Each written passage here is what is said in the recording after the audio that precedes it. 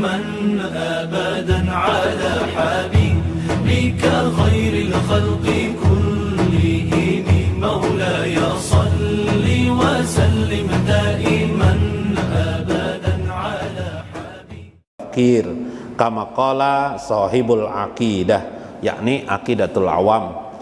Maka bolehlah bagi seseorang itu melihatnya bahwa beliau juga adalah sebagai seorang manusia yang bisa datang kepada beliau sifat-sifat kemanusiaan sebagaimana umumnya, wal amrod, dan sakit. Bahkan Nabi itu bisa sakit, tapi sakitnya itu tidak akan mengurangi keadaan diri beliau maupun menjadikan orang menjauh daripada beliau.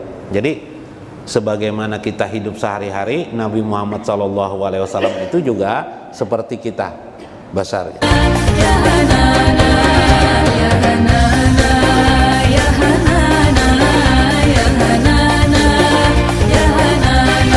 Fa inna biha abhasu fihi lil makna ziyadatan lil iman.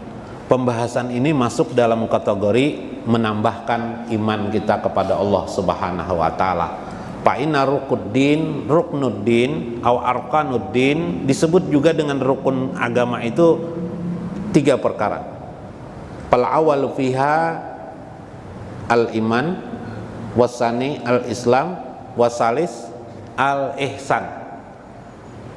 Walil mana fi haja bahsun lihajal masail. Maka bagian-bagian ini dari 3 rukun itu termasuk bagian daripada iman kepada Allah Subhanahu wa taala, iman kepada para nabi, atau disebut dengan rukun iman.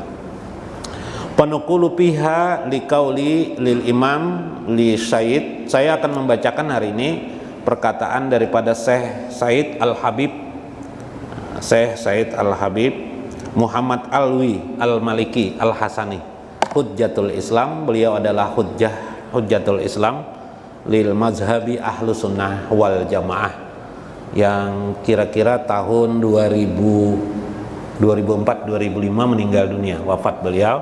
Beliau menjadi rujukan orang-orang Indonesia, guru-guru agama di Indonesia sewaktu beliau hidup. Beliau selalu merupakan tempat orang bertanya. Beliau seorang guru besar di Mekkatul Mukarramah yang hidup di sana meneruskan perjuangan ayahnya, seorang mufti juga di Mekkah Al-Mukarramah, mufti bagi ahlu sunnah wal jamaah. Nah, ini sangat menarik ya. Beliau banyak sekali mengarang kitab-kitab tentang berbagai hal, termasuk di dalamnya adalah masalah-masalah akidah. Nah, kita akan melihat bagaimana sifat Nabi SAW pi makna maqamil makhluk, tentang makom kedudukan makhluk ya. Nabi sebagai makhluk Allah Subhanahu wa taala, sebagaimana kita lil basyariyah. Karena mungkin ada sedikit anggapan kita-kita yang terlalu mengenal dengan Nabi Muhammad kadang-kadang dianggap orang berlebih-lebihan, memuji-muji Nabi berlebih-lebihan. Bolehkah seseorang itu memuji-muji Nabi sallallahu alaihi wasallam?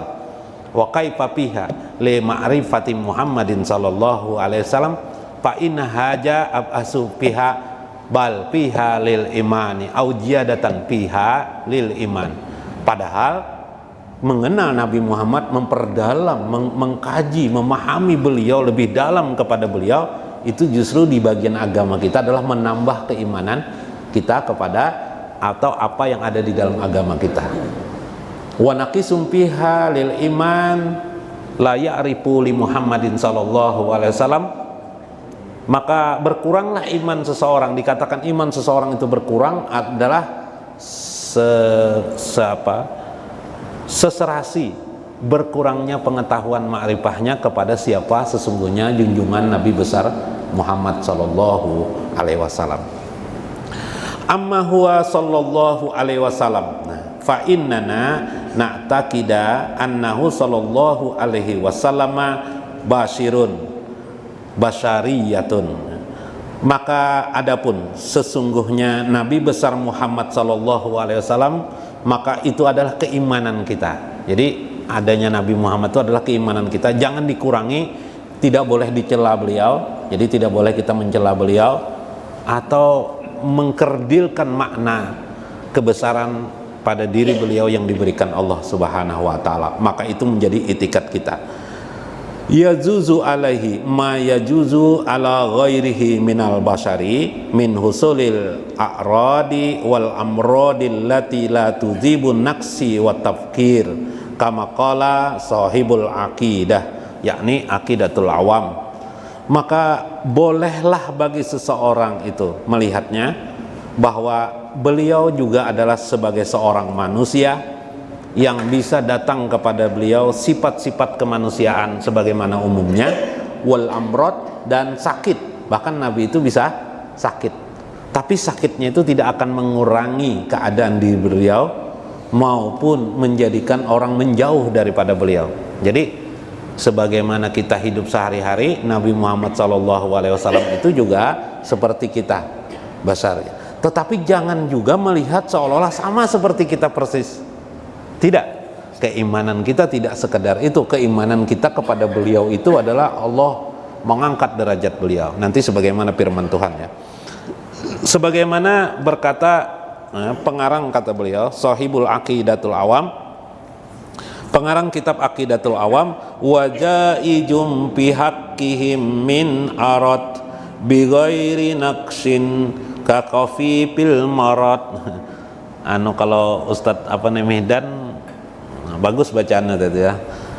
Maka bolehlah bagi mereka itu punya hak, bagi para nabi-nabi itu adanya sifat-sifat yang mendatang atau sifat-sifat kemanusiaan pada diri mereka yang memiliki kekurangan-kekurangan atau kerendahan-kerendahan ya, seperti sakit. Sakit itu tapi tidak mengurangi keutamaan pada diri seorang nabi. Wa annahu sallallahu alaihi wasallam abdun la yamliku li nafsihi darran wala naf'an.